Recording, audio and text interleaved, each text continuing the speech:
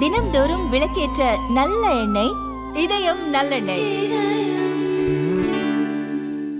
கரூர் மாவட்டத்தில் மக்களின் நில உரிமை தொடர்பாக மாவட்ட ஆட்சித்தலைவர் அவர்களால் வெளியிடப்பட்ட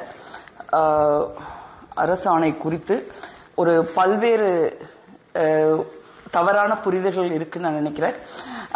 அது பாரதிய ஜனதா கட்சி அதை அரசியல் பண்றாங்கிறது ஒரு புறம் இருந்தாலும் உண்மையிலேயே நிறைய பேருக்கு அரசியல் பண்ண விரும்பாத பல பேருக்கும் சில புரிதல்கள் தேவைப்படுதுன்னு நினைக்கிறேன். அதுக்காக ஒரு சின்ன விஷயத்தை மட்டும் சொல்றேன். மெயினான கேள்வி என்னன்னா, எப்படி 9ஆம் தேதி அன்னைக்கு எல்லாரும் கையெழுத்து போட்டாங்க, ஒரே நாள்ல கையெழுத்து போட்டு ஒரே நாள்ல பட்டா கொடுத்திருக்காங்க அப்படின்னு ஒரு செய்தி பரவுது. அது உண்மை கிடையாது. நீங்க இதுக்கப்புறம் இது போன்ற சென்ற முறை கடந்த மாவட்ட ஆட்சித்தலைவர் இருந்தப்பவே 8/11/2024 அவர் இந்து சமய அறநிலையத்துறை ஆணையருக்கு ஒரு கடிதம் வச்சிருக்காங்க. பொருள் இனாம் நிலம் கரூர் மாவட்டம் அரவக்குறிச்சி மற்றும் கரூர் வட்டம் வெஞ்சமாங்குள்ளூர் கீழ்வாகம், வெஞ்சமாங்குள்ளூர் மேல்வாகம், புஞ்சக்காலக்குறிச்சி, புங்கம்பாடி, நாகம்பள்ளி மற்றும் பாகநத்தம், கரூர் உள்ளிட்ட கிராமங்களில் உள்ள நிலங்கள் இனாம் நிலங்களாக உள்ளது எனவும், மேற்கொண்டுள்ள நிலங்களில் கிரைய பரிவர்த்தனை எது மேற்கொள்ள இயலாமல் இந்து சமய அறநிலையத்துறை செயல் அலுவலர் கடிதத்தின் பேரில் பத்திரப்பதிவு துறையில் தடை செய்யப்பட்டுள்ளது எனவும் அதனை நீக்கம் செய்ய கோரி மேற்படி கிராம விவசாயிகள் மனு அளித்துள்ளது குறித்து அறிவுரை கோருவது தொடர்பாக இந்த கம்யூனிகேஷன் 24 இருந்து நடந்துகிட்டு இருக்கு. அதுக்கப்புறம் ஒரு இடையில ஒரு பெரிய கேப் ஆயிருச்சு. அதனால இந்த முறை தவேக தலைமையிலான அரசாங்கம் பொறுப்பேற்றதுக்கு அப்புறம் கடந்த ஒரு மாத காலமாக நானு அறநிலையத்துறை அமைச்சர், வருவாய்த்துறை அமைச்சர், அறநிலையத்துறை அதிகாரிகள், மாவட்ட நிர்வாகம், பாதிக்கப்பட்ட மக்கள் எல்லாரும் தொடர்ச்சியா இந்த ஒரு மாதமா இந்த பணியை நாங்க செஞ்சுட்டு இருக்கோம். எங்களுடைய தரப்பை அரசாங்கத்துக்கு விளக்குறது, அதற்குரிய ஆவணங்களை, முறையான ஆவணங்களை சமர்ப்பிக்கிறது, இந்த பணிகள்லாம் ஒரு மாசமா நடந்துட்டு இருக்கு.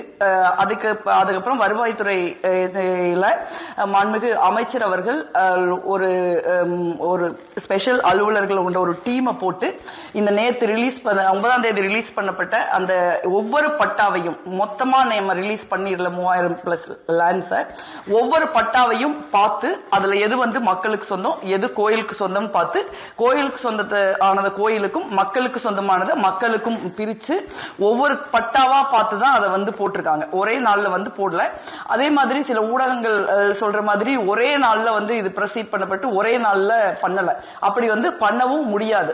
அதே மாதிரி தமிழ்நாடு முழுக்க இருக்கிற நிலங்கள் சில லட்சம் நிலங்கள்ங்கிற மாதிரி ஒரு செய்தி பரவுது. அதுவும் நீங்க நினைக்கிற மாதிரி ஒரு கவர்மெண்ட் ஆஃப் தமிழ்நாடு ஒரே ஜீவோல அதை போட்டு மக்களுக்கு உரிமை உள்ளதா மாற்ற முடியாது. ஏன்னா மக்களுக்கு தான் அது உரிமை இருக்குது. டிஸ்பியூட்ல இருக்கிற நிலங்கள், கோயிலுக்கு டிஸ்பியூட் இருக்கிற நிலங்கள் கோயிலுக்கு இருந்தா அது கோயிலுக்கு தான் சேரணும். அது ஒண்ணு மாற்றுக்கிறது கிடையாது. இதற்கு அப்புறம் கொடுக்கறதா இருந்தாலும் இந்த மாதிரி ஒவ்வொரு பட்டாவா பார்த்து தான் கொடுக்க முடியுமே ஒழிய தமிழ்நாடு முழுக்க ஒரே ஜீவோ போட்டு அப்படி பண்ண முடியாது அப்படிங்கறதையும் நம்ம புரிஞ்சுக்க வேண்டி இருக்கு. அதே மாதிரி 25,000 கோடி அப்படி ஒரு தகவல் பரவுது. எங்களதெல்லாம் வரக்காடு, அது எனக்கு சொந்த எங்க அரவக்குறிச்சி தொகுதியில் தான் அது வருது. நீங்க ஒரு 20 லட்சம் 25 லட்சத்துக்கு ஏக்கர் போனாலே பெருசு. நீங்க 1 கோடிக்கு போனா கூட அது 3000-3500 கோடிக்கு தான் போக முடியும். 25,000 கோடின்னு வதந்திகள் பரப்புறது அது சரியில்லை. மேபி தவறான புரிதல்ல கூட சிலர் சொல்லியிருக்கலாம், இல்ல ஒருத்தர் கேள்விப்பட்டு இன்னொருத்தர் சொல்லியிருக்கலாம். சோ அதுவும் உண்மை கிடையாது. அதனால இந்த நிலங்களை பொறுத்த வரைக்கும் இந்த நிலங்கள் மக்களுக்கு சொந்தம். மக்கள்கிட்ட அதுக்கான ஆவணம் இருக்குது. அரசாங்க முறைப்படி பட்டா கொடுத்திருக்காங்க. அவங்க மக்கள் அதுக்கு வரி கட்டிட்டு இருக்காங்க. அது வீடா இருந்தா வீட்டு வரி கட்டுறாங்க, தண்ணி வரி கட்டுறாங்க, கடன் வாங்கி சில பேர் வீடு கட்டியிருக்காங்க. அதனால முறையாக டாக்குமெண்ட் இருக்கிற ஒரு நிலம் தான். அதனால இது ஒரு மக்களுடைய உரிமை போராட்டம். எங்க மக்களுடைய அது வாழ்வாதாரம். அது குடியிருக்க வீடா இருக்கலாம், இல்ல விவசாய நிலங்களா இருக்கலாம். எளிய மக்கள், விவசாயிகள், சாதாரண நடுத்தர மக்கள், இவங்களுடைய வாழ்நாள் உழைப்பும் தலைமுறைகள் உழைப்பும் அந்த நிலத்திலையும் அந்த வீட்லயும் இருக்குங்கிறத நம்ம ஞாபகம் வச்சுக்கணும். அதனால சில ஊடகங்கள்ல கூட தவறான செய்தி பரவறத நான் பாக்குறேன். ஒரே நாள்ல இதை பண்ணிட்டாங்க அப்படின்னு. இது ஒரு நாள்ல பண்ணல. கிட்டத்தட்ட 2024 இருந்து இதுக்கான ப்ராசஸ் போய்கிட்டு இருக்குது. இந்த அரசாங்கம் மக்களுடைய குறைகளை வேகமா கேட்டு, குறிப்பாக அறநிலையத்துறை அமைச்சர் அவர்களும், வருவாய்த்துறை அமைச்சர் அவர்களும், மாண்புமிகு முதலமைச்சர் அவர்களும் இதுல மக்களுக்கு நியாயங்களை புரிஞ்சுக்கிட்டு அதற்கான ரெக்கார்டு இருக்குது. நியாயமா ஒரு சட்டப்படி ஒரு அரசாங்கம், ஒரு மாவட்ட நிர்வாகம் என்ன பண்ணணுமோ அதை தான் பண்ணிருக்காங்க. அதனால இது குறித்து ஒரு ஏதாவது புரிதல் வேணும்னாலும் நீங்க என்ன கேளுங்க, நான் சொல்ல தயாரா இருக்கேன். ஆனா அதனால தவறான செய்திகளை இது குறித்து பரப்ப வேண்டாம் கரூர் மாவட்ட மக்கள் சார்பாக ஒரு நாடாளுமன்ற உறுப்பினர் முறையில் அன்போடு கேட்டுக்கிறேன். நன்றி.